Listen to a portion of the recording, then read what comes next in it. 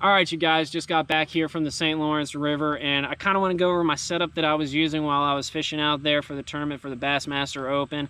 I ended the tournament in 57th place. Thought I was in 51st, but I guess I didn't refresh it at the right time or something last time I had checked, but ended up with 38 pounds or something like that. I had 20 pounds basically on the first day. And the rod I was using is a TP1 Black. This is a loose speed stick. It is a 6'9" medium light. Perfect rod. I had bought this rod just for going up there because I don't have a lot of spinning rods. And it did everything I needed to do. It had the soft tip. It allowed me to play the fish. And I had that rigged up also with a Revo X. I wasn't looking to spend a lot of money on a spinning reel. I don't use them a lot, so I didn't want to have to go and spend a ton of money on getting a couple spinning rods. And I was able to get this reel, the Revo X, great reel. It did everything I needed, perfect size, compatible with this rod.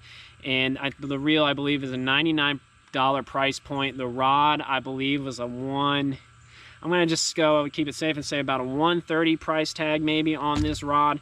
And it was, I mean, this setup was everything. I had other spinning rods, but for some reason I used this one the most. I just, the feel of it, the lightness of it, and the tip on it, because those fish, I did have a couple break off when I was going with my heavy rod, because those fish will make a surge, and you want to have some soft tip on there so you can play the fish. But I was still able to feel those fish bite down there in about 25 to 40 foot of water. And on the business end, I was throwing a drop shot rig, no secret, and I was throwing a 3/8 and a ½ ounce Eco Pro tungsten weight, and I was throwing a size 1 EWG Gamakatsu hook, and I was even throwing a smaller one until I lost all those hooks and I had to go one size up. But I never lost a fish in the tournament once I had them hooked up on this hook. I had tried other hooks, you know, circle hooks and things like that, and I was losing fish, so I stuck with the EWG, and I was able to land 100% of my fish in that tournament that I had hooked up that I was fighting. And on the plastic, it didn't matter the color, and I don't think it mattered too much with the bait, but I threw Strike King Dream Shot. This is the KVD Magic, but I also threw Green Pumpkin, Chartreuse. Like I said, I don't think the color mattered too much. If you saw the fish on your forward-facing sonar and you were able to cast to them, you were going to catch them. And now on the length of my drop shot leader, that all depended on how I was fishing. If I was drifting, I would lengthen my leader to keep the bait off the bottom, because when you're drifting and you start, let me get this weight out, and you basically start drifting backwards, your bait's on the bottom. If you're drifting and your line starts, the further away your line gets, it basically gets perpendicular. Eventually your bait is on the bottom. With a longer leader, it's going to keep that bait off the bottom a little more at that angle.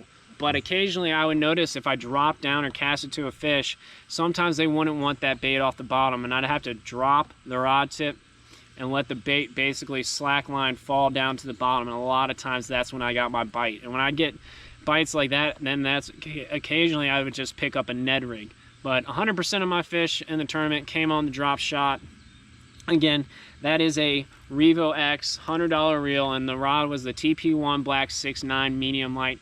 Great drop shot rod, great rod for any type of finesse fishing. I really enjoyed this rod. And now I just kind of want to go over what I was fishing and how I was fishing. And in the tournament, in early practice, I was kind of dialed in on a pattern, basically fishing ledges anywhere that would start at 15 and then fall off into about 35 to 40 feet of water. And those fish were kind of cruising along those ledges. And that was early on in practice, but that quickly kind of fizzled out. You know, I was fishing some sloughs and everything where current was coming through and fishing current seams, but you know, some fish were there, and then, you know, go back a day or 2 days later and those fish were gone, or small ones had moved in.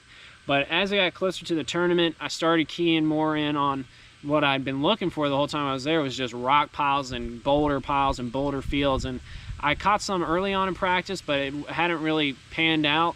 And then, you know, once it started really getting cold in the night and staying cooler in the days, it seems like those fish were starting to kind of move into those bays. And in those flats on the bays, what I was looking for, a flat out there is like 35, anywhere between 50 and, you know, 35, 20 feet.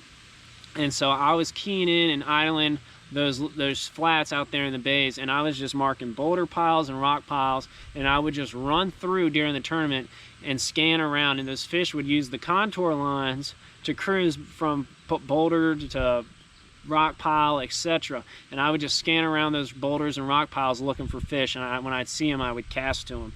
And that's how I basically caught most all my fish. And I'm telling you guys what, that was it was a great tournament. I mean, I probably caught, I don't know, I went through multiple bags of plastics. I probably caught over 150, 200 fish throughout the week I was there. A phenomenal fishery, the St. Lawrence River. As you can tell, when 38 pounds, basically 20 pounds a day doesn't even get you in a top 40. So great fishery. I had a blast. Hope you guys liked the video. Again, that is just my drop shot setup. I don't drop shot a lot, but after doing it for a week and a half up there for 16 hours a day, I've gotten pretty good at it. I like the technique.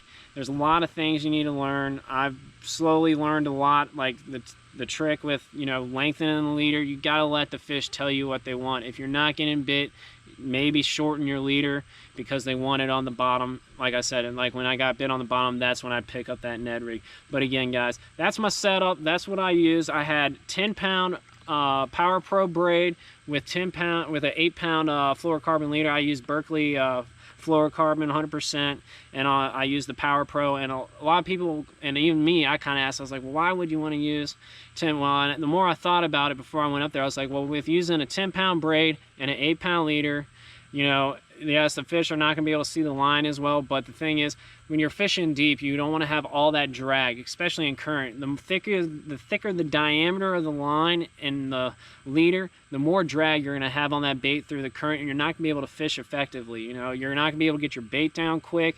The current's going to be pulling the bait too fast. It's going to be putting a bow in your line. So having that thinner diameter, the thinner line, allows it just more natural presentation, allows you to be more efficient. So again, guys, hope you guys liked that video. Again, please hit the subscribe button. 83% of people that watch this video are not subscribed.